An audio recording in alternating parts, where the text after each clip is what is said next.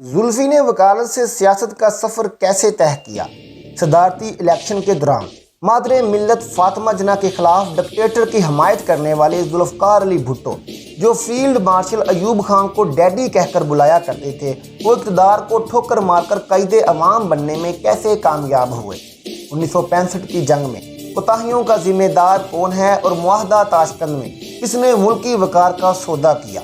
मोहतरम नाजरीन, आज हम इन्हीं सवालात के जवाब ढूंढने की कोशिश करेंगे। अस्सलाम वालेकुम। जुल्फ़कार अली भुट्टो तालीम मुकम्मल करके वतन वापस लौटे तो वकालत शुरू कर दी, मगर वो मैदान सियासत के शाहसवार थे। वो अपनी अहलिया नुसरत से इस ख्वाहिश का इजहार भी कर चुके थे कि वजारत खारजा उनकी मंजिल है। सदर सिकंदर मिर्ज़ा के भुट्टो ख़ानदान से पुराने ताल्लुकात थे। सिकंदर मिर्ज़ा के चचा, जो पेशे के एतबार से इंजीनियर थे, उनकी सर शाहनवाज भुट्टो से दोस्ती भी थी। Commander in chief general Ayub Khan और सिकंदर मिर्ज़ा अक्सर लाड़काना जाकर अल-मुर्तज़ा हाउस क़याम करते थे और शकार भी खेलते थे।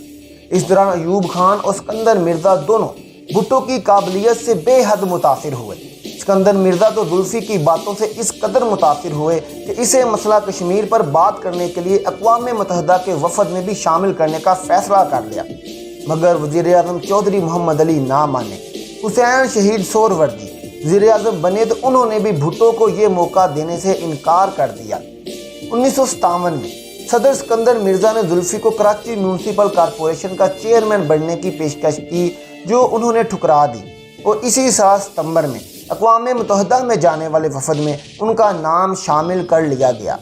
जुल्फ़ी ने 29 साल की उम्र में अक़वाम मुत्तहिदा के फॉर्म पर खिताब करते हुए जारहियत की वजाहत की तो गैर मुल्की सफारतकार इनकी फसाहत और बलागत की दाद दिए बगैर ना रह सके। उन्होंने बताया कि जारहियत का मतलब महज फ़ौज के ज़रिए लश्कर कशी नहीं, बल्कि इक़्तिसादी जारहियत भी किसी मुल्क पर हमले के मुतरादिफ है। भारत दरियाओं का पानी रोककर पाकिस्तान की ज़रख़ेज़ ज़मीनों को बंजर करना चाहता है, तो ये भी जारहियत है। अगले बरस भुट्टो ने पाकिस्तानी वफ़द की सरबराही की हैसियत से अक़वाम मुत्तहिदा के इजलास में शिरकत की। वापसी पर उन्होंने सिकंदर मिर्ज़ा को लिखे गए ख़त में उनका शुक्रिया अदा करते हुए खुशामदो चापलूसी के तमाम रिकॉर्ड तोड़ दिए। उन्होंने लिखा कि पाकिस्तान के लिए आपकी खिदमात गराह कदर हैं। जब पाकिस्तान की तारीख लिखी जाएगी तो आपका नाम कायदे आज़म से भी ऊपर लिखा जाएगा।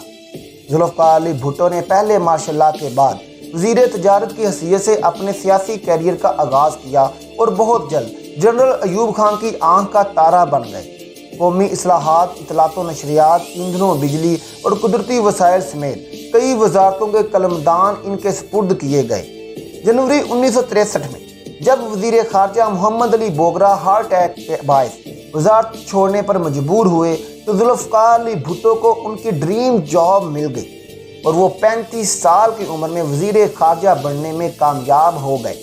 भुट्टो अयूब खान को डैडी कहकर बुलाते और खुशामद का कोई मौका हाथ से ना जाने देते। कभी अयूब खान को नडर और बेबाक लीडर के अलक़ाबात से नवाजते तो कभी अतातुर्क और सलाहुद्दीन कहकर पुकारते। सदारती इलेक्शन का मरहला आया तो भुट्टो मादरे मिल्लत फातिमा जिन्ना की बजाय अयूब खान के साथ खड़े रहे। स्टैनले वोल्पर ने अपनी किताब जुल्फ़ी भुट्टो ऑफ पाकिस्तान में लिखा है कि फातिमा जिन्ना ने यह कहकर भुट्टो को अपने साथ मिलाने की कोशिश की कि अगर वो उनके काफ़िले में शामिल हो जाएं तो उन्हें इस ओहदे पर बरकरार रखा जाएगा जिस पर वो काम कर रहे हैं। लेकिन भुट्टो अयूब खान और मगरबी पाकिस्तान के सख्त दीर वज़ीर आला नवाब ऑफ कालाबाग से अच्छी तरह वाकफ़ थे, इसलिए वज़ारत ख़ारजा का महफूज घोंसला छोड़ने को तैयार ना हुए। बतौर वज़ीर ख़ारजा भुट्टो की कारकर्दगी बहुत शानदार रही, लेकिन 1965 की जंग में कोताहियों का जिम्मेदार भी भुट्टो को ही ठहराया जाता है। चार्जशीट ये है कि भुट्टो ने अयूब खान को कहा था कि ऑपरेशन जिब्राल्टर के बावजूद भारत खुली जंग की हमाकत कभी नहीं करेगा, मगर भारत ने तौक़ुआत के बरक्स आलमी सरहद अबूर करके पाकिस्तान पर हमला कर दिया। पाक भारत जंग के पेश नज़र 22 और 23 सितंबर 1965 को अक़वाम मुत्तहिदा की सिक्योरिटी कौंसिल का इजलास हुआ तो जुल्फ़कार अली भुट्टो की पुरजोश तकरीर ने पानी में आग लगा दी। भुट्टो ने कहा, हमें 1000 साल तक भी लड़ना पड़ा तो हम लड़ेंगे। अक़वाम मुत्तहिदा के मुताबिक जंग बंदी के बाद दोनों मुल्कों ने रूस की सारसी में मामलात तय करने के लिए मुज़ाकरात पर आमादगी ज़ाहिर की तो बातचीत के लिए ताशकंद का मुकाम मुंतखब किया गया।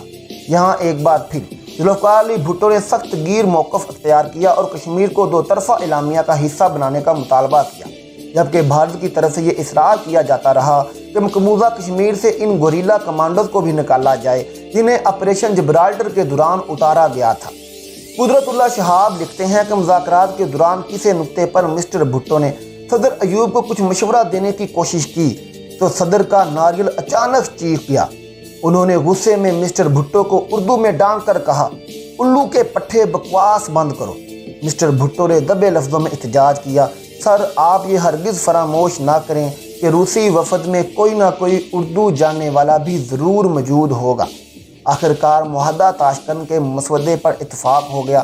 لکھا گیا، prime minister of India and president of Pakistan agree that all personnel of the two countries shall be withdrawn. بھارتی دفتر خارجہ نے آل پرسنل کی یہ تشریح کی کہ اس میں در اندازی کرنے والے مجاہدین بھی شامل ہیں۔ بھارتی صحافی کلدیپ نیر جو وفد کے ساتھ تاشکند میں موجود تھے، انہوں نے اپنی کتاب بیونڈ دا لائن اس میں لکھا ہے کہ بھارتی وزیر اعظم شاستری چاہتے تھے کہ معاہدے میں یہ بات بھی شامل ہو کہ آئندہ جنگ نہیں کریں گے، لیکن ایوب خان نے جیب سے پین کا نکالا اور اپنے ہاتھ سے اس مسودے پر یہ جملہ لکھ دیا کہ پاکستان بھارت کے ساتھ تصفیہ طلب تنازعات میں طاقت کا استعمال نہیں کرے گا۔ معاہدہ تاشکند پر دستخط کے چند گھنٹوں بعد ہی بھارتی وزیر اعظم دل کا دورہ پڑنے سے انتقال کر گئے۔ اسٹینلے وولپرٹ کے مطابق فارن سیکرٹری نے بھٹو کو جگا کر بتایا کہ باسٹرڈ مر گیا۔ زلفی نے پوچھا، کون سا باسٹرڈ؟ بھٹو کے پوچھنے کا مطلب یہ تھا کہ کون مرا، لال بہادر شاستری یا پھر ایوب خان؟ بہرحال معاہدہ تاشکند سے واپسی پر بھٹو کو اس حقیقت کا ادراک ہو چکا تھا کہ جس گھونسلے کو وہ محفوظ خیال کیا کرتے تھے اب اس سے اڑان بھرنے کا وقت آن پہنچا ہے۔